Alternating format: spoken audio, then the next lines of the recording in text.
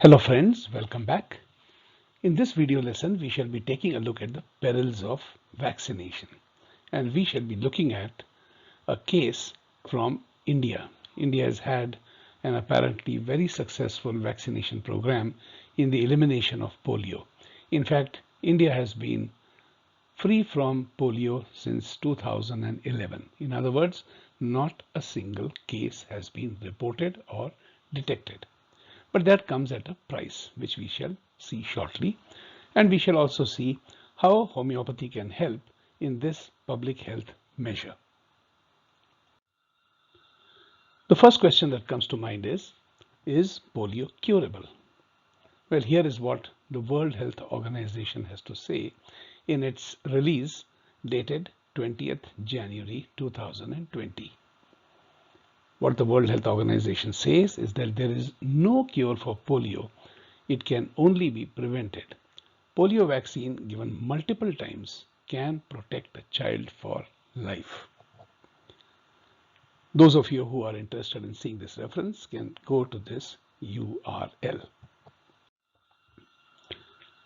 In the year 2000, World Health Organization made this particular recommendation.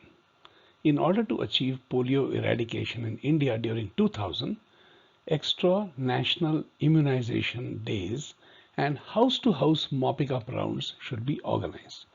In other words, they were recommending a very aggressive approach. You can refer to the World Health Organization bulletin at the following reference. Let us now take a look at another disease. This is known as NPAFP or non-polio acute flaccid paralysis. It mimics polio, but it is not polio. But what exactly are the symptoms? It comes with an onset of weakness or paralysis with reduced muscle tone in children.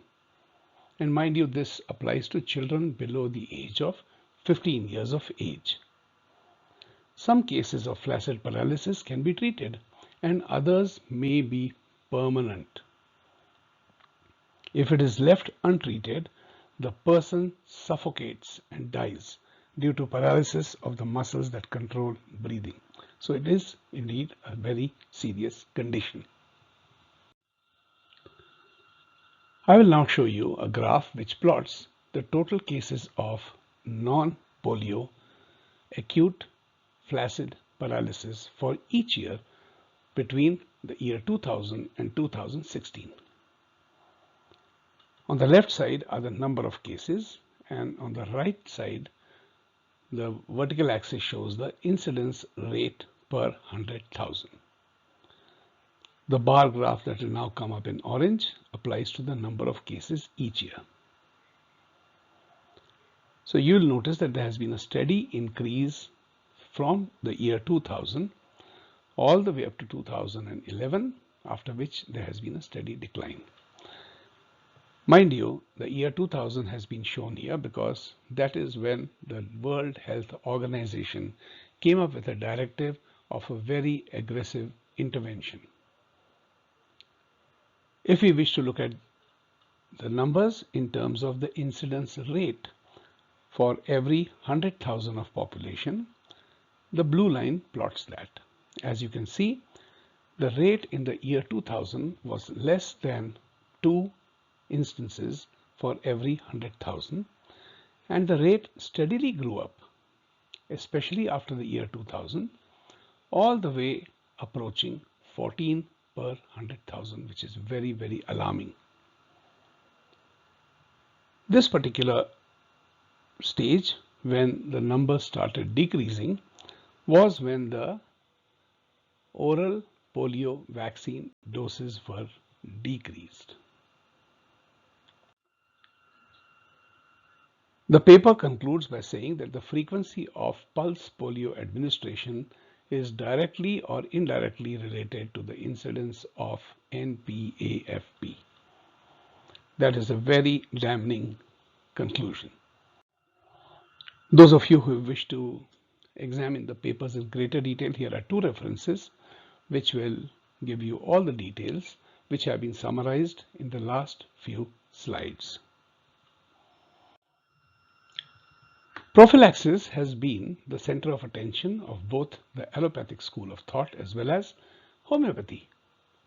As a matter of fact, Edward Jenner was the person who discovered that smallpox, which was a very crippling and terrible disease with a very high mortality rate, could be prevented if vaccination was carried out with the pus of the eruptions of cowpox, which was a less troublesome disease. He discovered that, it is told to us anecdotally, when his milkmaid told him that those in the village who had contracted cowpox would not contract smallpox.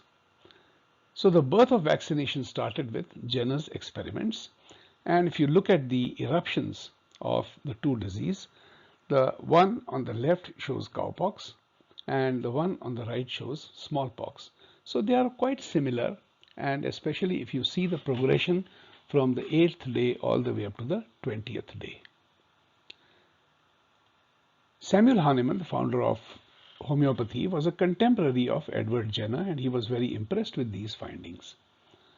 And he was already working on the idea that those substances which can cause similar symptoms will cure or prevent a disease. So his line of thinking was different from that of Edward Jenner, who went for inoculation.